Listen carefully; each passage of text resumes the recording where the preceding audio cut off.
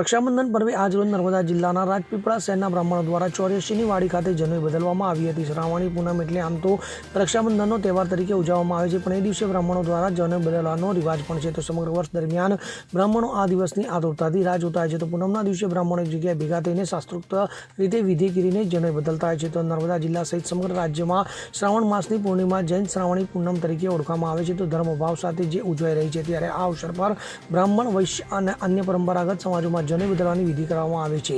શ્રાવણી પૂનમના દિવસે વહેલી સવારે નદી, તળાવ અથવા ઘરમાં પવિત્ર સ્નાન કર્યા બાદ ગાયત્રી માતા તથા ઋષિમુનિઓની પૂજા કરીને મંત્રોચ્ચાર સાથે જૂનું જનોઈ ઉતારી પીપળા કે નદીમાં વિસર્જિત કરવામાં આવે છે. ત્યારબાદ નવા જનોઈ ધારણ કરી ગાયત્રી મંત્રનો જાપ કરવામાં આવે છે. આ વિધિનો મુખ્ય હેતુ આત્મશુદ્ધિ, ધાર્મિક સંકલ્પનું પુનઃવિકર્ણ અને વેદાધ્યયનનો આરંભ છે. જનોઈના 3 દોરા પિતૃઋણ, દેવે ઋણ અને ઋષિ ઋણના પ્રતીક માનવામાં આવે છે. તો વિધિ પૂર્ણ થયા બાદ બ્રાહ્મણ ભોજન, અન્નદાન તથા ગરીબોને દાન આપવા જેવી ધાર્મિક પ્રવૃત્તિઓ પણ કરે છે. તો આ પ્રસંગે સમાજના વડીલો અને પંડિતજોએ શ્રાવણી પૂનમને આધ્યાત્મિક ઉર્જા પ્રાપ્ત કરવાનો ઉત્તમ અવસર ગણાવી યુવા પેઢીને પરંપરા જાળવવા માટે પ્રેરણા આપી હતી.